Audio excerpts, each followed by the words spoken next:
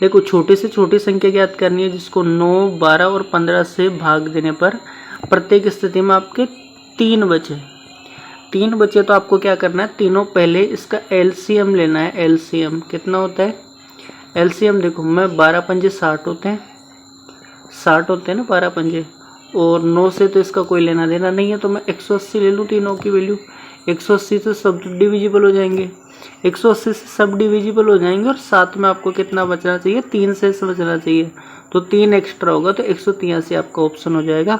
अब मैंने एलसीएम कैसे लिया ये भी आप लोग देख लो कि 3 गुणा 3 होगा। इसकी मैं बात करूँ तो 3 तो आएगा, फिर 2 गुणा 2 भी आएंगे। इसकी मैं बात करूँ तो ये कितना हो जाएगा, 3 गुणा 5 होगा। इन सबको मैंने गुणा कर लिया। देखो अब मैंने क्या किया, इसको एक बार लिया, एक बार इसको लिया, एक बार इसको, एक बार इसको और एक बार इसको, तो ये इस तरीके से क्या हो जाएगा, 3 गुणा 3, 2 गुणा 2 गुणा 5, तो ये 180 हो जाएगा। और 180 में मैं 3 ऐड कर लूँगा तो आपके पास ऑप्शन नंबर हो जाएगा करेक्ट आपका डी।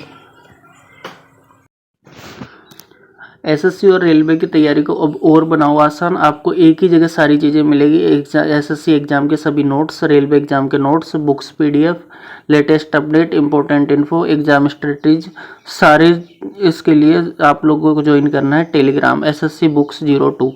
एसएससी सीजीएल हो चाहे सीएचएसएल हो, MTS, GD, railway, group D, सारी एग्जाम्स के कंटेंट इस पे आप लोगों के पास अवेलेबल है। साथ ही यहाँ पे क्या है, आपके पास अच्छी अच्छी चीज़ें आपको अवेलेबल हो जाएगी।